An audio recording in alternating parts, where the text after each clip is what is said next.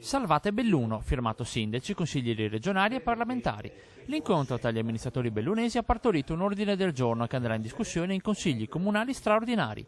I comuni chiederanno a Regione e Governo di salvaguardare l'unità territoriale della provincia. Per i promotori dell'incontro, obiettivo raggiunto. In questo momento il nostro obiettivo è quello di tenere saldo il confine della provincia di Belluno e non unirci a altri territori. Lo traduco con una battuta: non dobbiamo e non possiamo diventare la parte nord della provincia di Treviso. Questa è una delle azioni che dobbiamo compiere da qui al 24 ottobre, data in cui sarà emanato il decreto finale.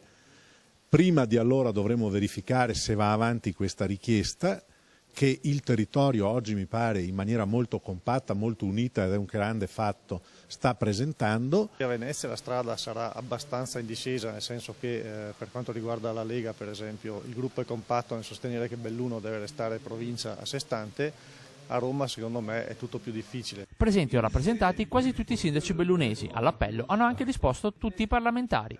Praticamente certo della salvezza di Belluno Maurizio Paniz, che da tempo lavora a un accordo con altri colleghi romani e ministri del governo. Secondo me la disponibilità del governo a salvare la provincia di Belluno, la provincia di Sondrio c'è. Belluno può essere recuperata perché è un territorio integralmente montano, perché è inserita tra regioni a statuto speciale e perché ha caratteristiche assolutamente peculiari rispetto a tutto il resto del territorio nazionale. Il documento è stato approvato a larghissima maggioranza, una cinquantina i favorevoli, 5 gli astenuti. Oltre ai comuni che hanno già votato un referendum per il passaggio di regione, anche Calalzo. Una difesa a prescindere della provincia non fa parte della mia cultura.